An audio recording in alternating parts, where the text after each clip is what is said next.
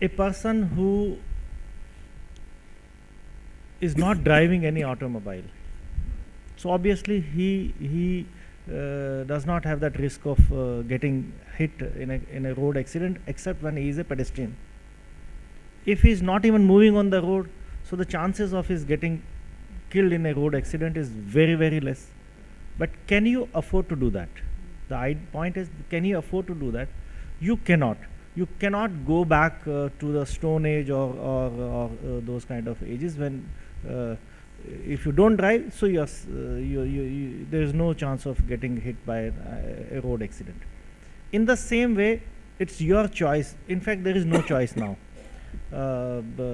If you don't want to be connected, you can stay in a forest, stay in Stone Age, and try to live off the nature, off the grid, like there is a concept in several Western countries. They try to live off the grid.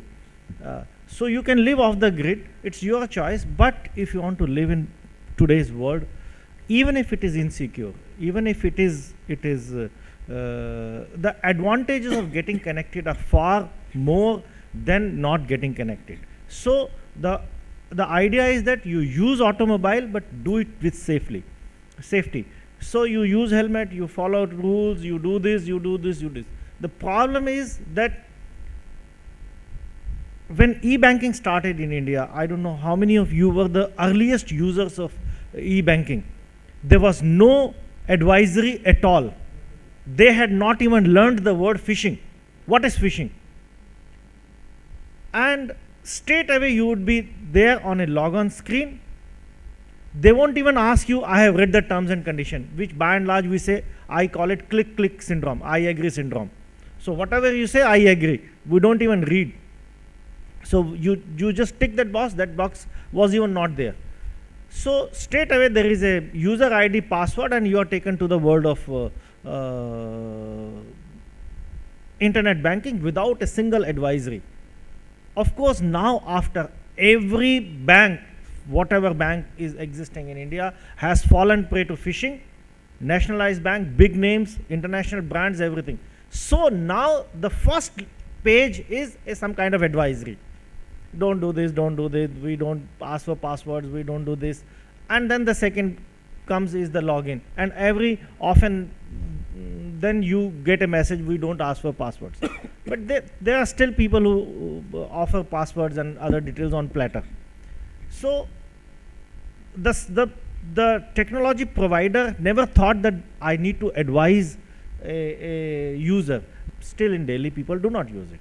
They use it not for their safety of their head, they use it for escaping from the 100 rupees of prosecution, which we do it for their safety. After all, it is not my head, it's your head.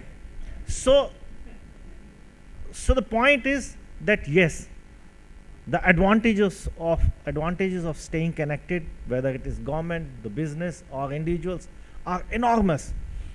Only we need to learn basic precautions. And cyber security is a very vast subject.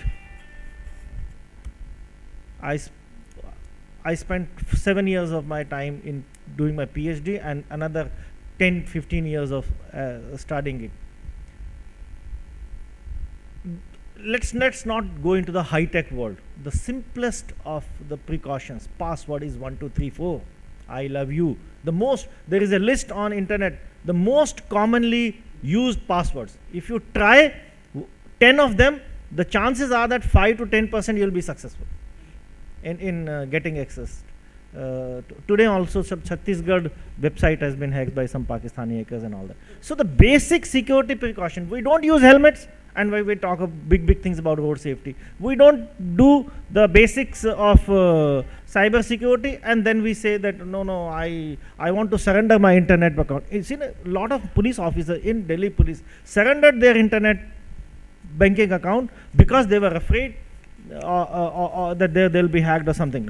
No, when we are talking of smart city, we need to have smart citizens also. And the smart citizen is one who does smart things and takes precaution.